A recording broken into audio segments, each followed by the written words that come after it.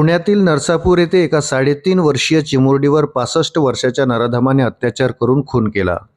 क्रूरतेचा कळस म्हणजे दगडाने ठेचून मृतदेह शेणाच्या ढिगाऱ्याखाली पुरल्याची धक्कादायक घटना नरसापूर तालुका भोर परिसरात उघडकीस आली असून पुणे जिल्ह्यात संतापाची लाट उसळली आहे। संतप्त ग्रामस्थांनी पुणे सातारा महामार्गावर शुक्रवारी रात्री आंदोलन केले। त्यानंतर शनिवारी मोर्चा काढून बंद पुकारला। या प्रकरणी राजगड पोलिसांनी एका आरोपीला बेड्या ठोकल्या असून पॉक्सो अंतर्गत गुन्हा दाखल करण्यात आला। त्याला 7 मे पर्यंत पोलीस कोठडी सुनावण्यात आली आहे।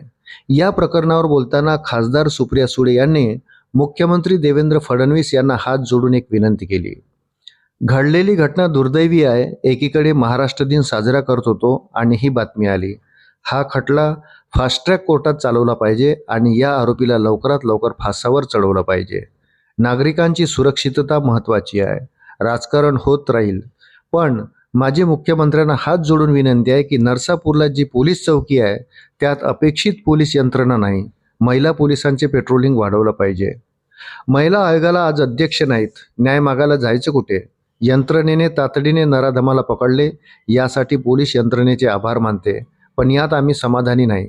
ज्या क्रूर पद्धतीने ही हत्या झाली ते पाहता हे खूपच वाईट आहे। महत्त्वाचे म्हणजे या नराधमाचा हा 3रा गुन्हा होता। हा जर 3रा गुन्हा आहे तर पहिल्या 2 गुन्ह्यात त्या नराधमाला जामीन कसा मिळाला? आमच्या लेकीची हत्या होईपर्यंत महाराष्ट्र सरकार थांबले आहे का, असा सवाल सुप्रिया सुळेने विचारला। आम्हाला आश्वासन नको, कार्यवाही हवी। मुख्यमंत्री स्वतः वकील आहेत, गृहमंत्री आहेत। लोकांना वर्दीची भीतीच राहिलेली नाही। विकृतला का भीती राहिली नाही? जोपर्यंत न्याय मिळत नाही तोपर्यंत शांत बसणार नाही। या माणसाला गावातून हाकलून दिले होते। आमचं पहिलं प्राधान्य आहे की या नराधमाला फाशी झाली पाहिजे। पुन्हा अशी घटना महाराष्ट्रात होऊ नये। लोकांची नाराजी रास्त आहे। एन्काउंटर करण्याची मागणी बरोबर आहे। मुख्यमंत्र्यांशी मंगळवारी आम्ही चर्चा करणार आहोत। शक्ती कायद्याची अंमलबजावणी झाली पाहिजे, असेही सुप्रिया सुळे म्हणाल्या। अशाच नवनवीन अपडेट्ससाठी व्हिडिओला लाईक आणि चॅनलला सबस्क्राईब जरूर करा। धन्यवाद।